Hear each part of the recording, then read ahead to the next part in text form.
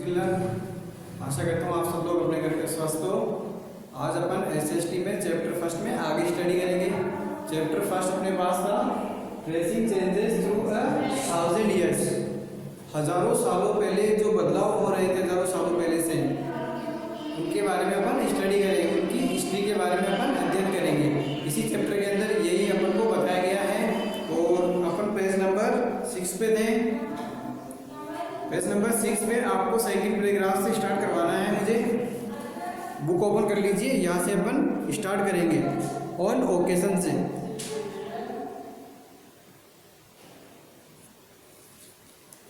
On occasion authors revise their chronicles at different times. इस अवसर पर लेखकों ने अपने इतिहास में जो भी वृत्तांत लिखे थे ना, उनको अलग अलग तरीके से अलग अलग समय में रिवाइज किया है, बदलाव करके। द 14th सेंचुरी, 14वीं शताब्दी में क्रॉनिकलर यानी इतिहासकार जियाउद्दीन बरानी ने रोट हिज क्रॉनिकल, उन्होंने अपना वृत्तांत लिखा फर्स्ट, जो पहला वृत्तांत था उनका, इन 1356 में, and another version 2 years later, और जो दूसरा वर्जन था उसका 2 साल बाद में लिखा था। The two differ from each other but historians, इन दोनों में ही कुछ डिफरेंस भी है, बट लेकिन historians did not know about the existence of the first version until the 1960। लेकिन इतिहासकारों को इस बारे में पता नहीं लग पाया कि इन दोनों वर्जन में डिफरेंस है। 1960 तक इन दोनों अध्यायों के बारे में पता नहीं लग पाया था किनको, इतिहासकारों को। It remained lost in last library collections, और ये लाइब्रेरी कलेक्शन में खो गया था, इसलिए लोगों को मिला नहीं है। सेकंड अध्याय जो इसका था, जो जियाउद्दीन बरानी के द्वारा लिखा गया था।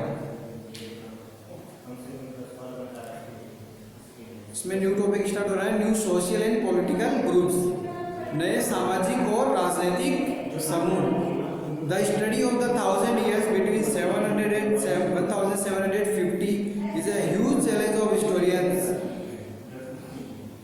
हजारों सालों पहले 700 से 1750 के बीच में बहुत ही ज़्यादा बदलाव हुआ था। इतिहासकारों ने लार्जली इसके बारे में बताया, because of the scale and variety of development that occurred over the period. इस समय में जो डेवलपमेंट और जो वेराइटी थी ना डेवलपमेंट की, उसमें अलग अलग स्केल ग्राफ रहा, उनका बढ़ता चढ़ता ग्राफ रहा, बदलाव होता दिखा उस ग्राफ उस टाइम पीरियड में। A different movements in this period, new technologies made their appearance. इस समय में अलग अलग जो मूवमेंट्स हुई थी और अलग अलग नई नई टेक्नोलॉजीज वहाँ पर अपीयर्स हो रही थी, प्रकट हो रही थी वहाँ पे, उस समय जनरेट हो चुकी थी। Like the Persian wheel in irrigation, और यही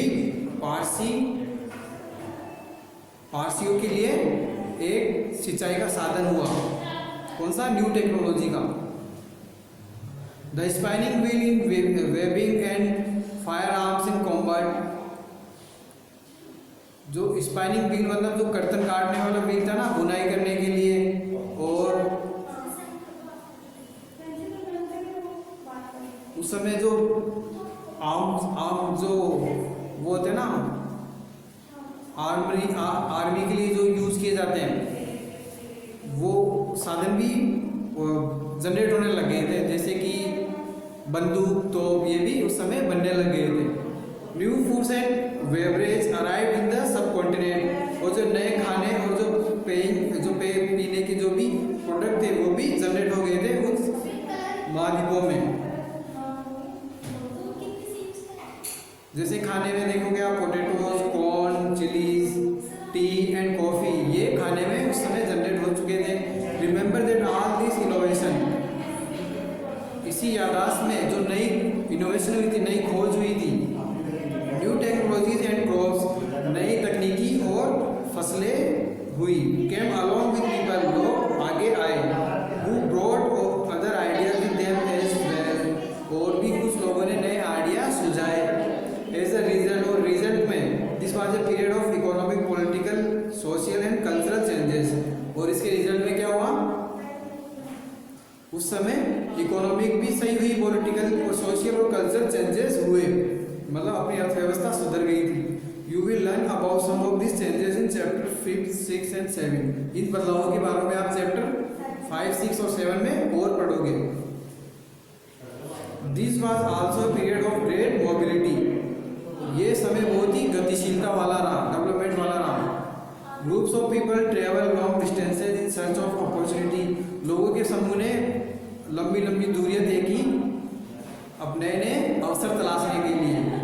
the subcontinent had immense wealth and the possibility for people to carve the Fortune.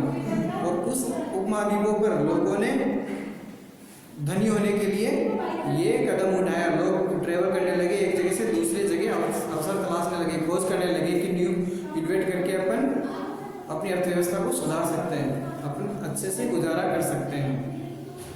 One group of people who became important in this period. इसमें से एक group बहुत ही महत्वपूर्ण था, जो बहुत ज़्यादा महत्वपूर्ण हो गया इन दिस पीरियड, इस समय में। Were the Rajput. वो कौन थे? Rajput. A name derived from Rajput. वो जिनको राजपुत्र के नाम से जाना जाता था, मतलब राजा के पुत्र। The son of A ruler. एक शासक का बेटा। Between the 8th and 14th century, 8वीं और 14वीं शताब्दी के बीच में, terms was applied more generally to a group of warriors who claim Kshatriya caste status. इसी के कारण सामान्यतः एक ग्रुप हुआ योद्धाओं का, इनको क्षत्रिय नाम से जाना गया। इनकी कास्ट क्या थी? Kshatriya. The term included not just rulers and chieftains but also soldiers and commanders who served in the armies of different monarchs all over the subcontinent। केवल शासक ही नहीं और सरदार भी उस समय में सैनिक, उनकी भी कमांडर बनने लग गए थे, सैनिक बनाने लग गए थे, अपनी छावनी बनाने लग गए थे, जो अपनी आर्मीज को सर्व करते थे, अपने लोगों के लिए सेवा करते थे और अपने राजाओं को वो डिफेंस करते थे, बचाते थे उस समय के महाद्वीपों पर।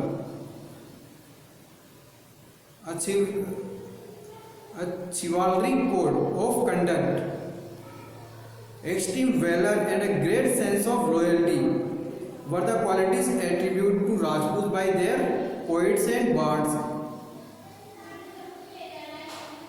उस समय एक ऐसा कोड जनरेट हुआ जो महान किसी की वफादारी को दर्शाना और उसकी क्वालिटी के बारे में बताना।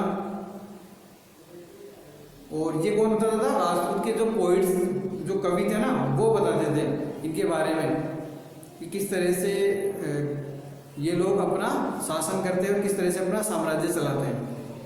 Other groups of people such as the Maratha, Sikhs, Jats, Ahoms and Kayasthas, a caste of scribe and secretaries. Kayasthas क्या होते हैं? एक ऐसे स्क्राइब या सेक्रेटरीज के एरिया के रीजन के क्या है? पीपल है, उस क्षेत्र के लोग हैं। और इन तरह के लोगों ने भी अपने ग्रुप बनाए, मराठास ने, सिख्स ने, जाट्स ने, अहोम्स ने, खयास्तास ने। ये भी अपने अपने अवसर तलाश रहे, अपने अपने अपॉर्चुनिटीज यानी अवसर तलाश रहे थे of the age to become politically important. और ये भी समझ गए थे कि राजनीति बहुत ही महत्वपूर्ण है, और ये भी अपने आप में एक शासक बनना चाहते थे। Throughout this period there was a gradual clearing of forest and the extension of agriculture. जैसे जैसे समय बीतता गया, जंगल क्या होता गया? साफ होता गया, जंगलों को काटा जाता गया। And the extension of agriculture में भी कमी आती गई। A change fast and more complete in some areas than in other changes in their habitat. और भी कई बदलाव तेजी से होते गए और इनके आवास भी धीरे धीरे चेंज होते गए। जैसे जैसे कि डेवलपमेंट होता रहा, इनके आवाज और रहने सहने का तरीका था ना, रहन सहन का तरीका वो भी बढ़ता गया और धीरे धीरे महल बन गए। Force many forest dwellers to migrate. और जो कुछ फॉरेस्ट जो लोग थे वो एक जगह से दूसरी जगह माइग्रेट करेंगे, मतलब चले गए। जो फॉरेस्ट में जो जंगल में लोग रहते थे ना, जंगल को काट के तो इन्होंने अपना हैबिटेट बना दिया, आवास बना दिया था, और जो लोग वहाँ पे रहते थे वो माइग्रेट करेंगे, दूसरी जगह चले गए। Others started tilling the land and became peasant, और दूसरों ने वहाँ पे उस जमीन पे रहना शुरू कर दिया, जैसे किसान भी लोग वहाँ पे रहते थे। दिस न्यू पीजेंट ग्रुप, इस प्रकार के जो किसान लोग थे, group gradually began to be influenced by regional markets, और उस समय किसानों का ही बोलबाला चलने लग गया था, क्योंकि किसान खेती करते थे ना, न्यू जो आइडियाज उनके पास में क्रॉप्स के वो उन्हीं के पास में थे। Chieftains and sardar, priest, monasteries and temples, और टेम्पल्स भी और प्रीस्ट मोनास्ट्रीज भी उस समय जनरेट हो चुके थे। They became part of large complex societies, ये भी बहुत ही बड़ी सोसाइटीज के पार्ट भी बन गए वे सभी। एंड वर रिक्वायर्ड टू पे टैक्सेस, और सभी टैक्स देने के लिए भी कैपेबल हो गए, यानी उपलब्ध हो गए।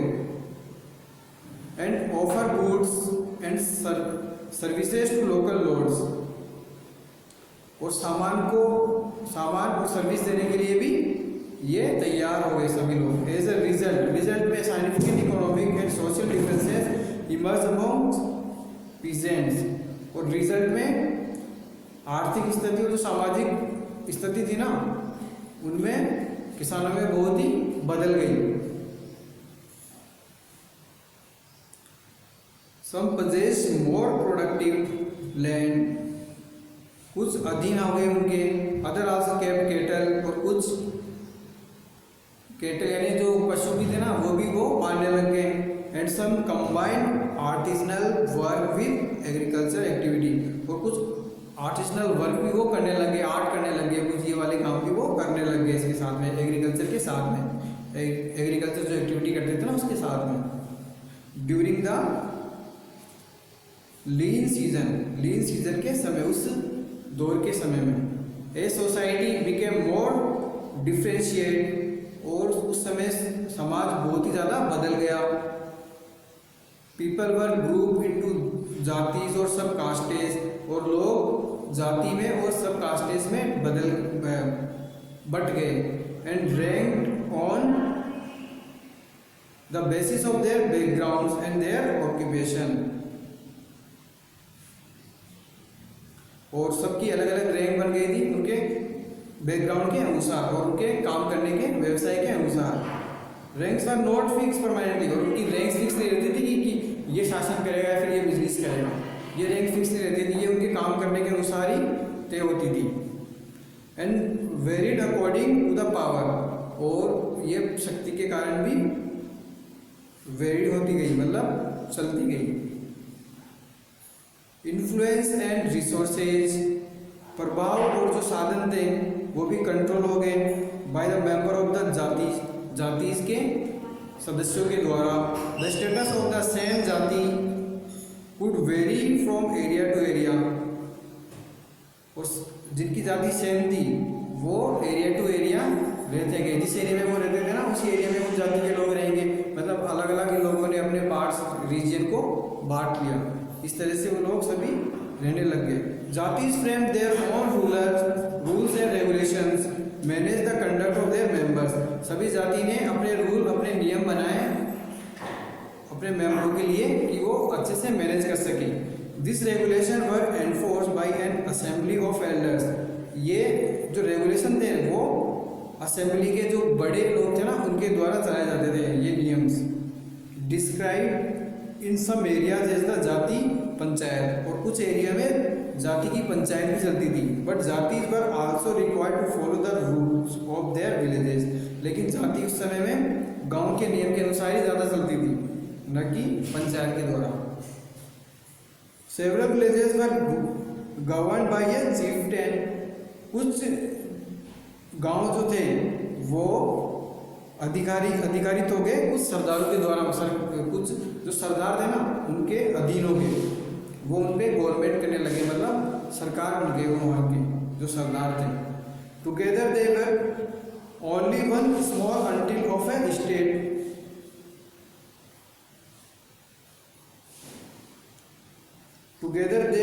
Only one small unit of A state, और वो एक साथ एक स्टेट की यूनिट बन गए, एक सब अपने अपनी यूनियन में रहने लगे थे तब। तो बच्चों आज अपन यहाँ तक ही पढ़ेंगे one small unit of A state, page number 8 पे, और आगे अपन नेक्स्ट क्लास में समझेंगे। और ये चैप्टर आपको अच्छे से समझना है, वीडियो अच्छे से आपको देखना है, नहीं समझ में आएगा आपको वीडियो रिवाइज करके देखना है, और आगे अपन नेक्स्ट क्लास में स्टडी करेंगे। बाय।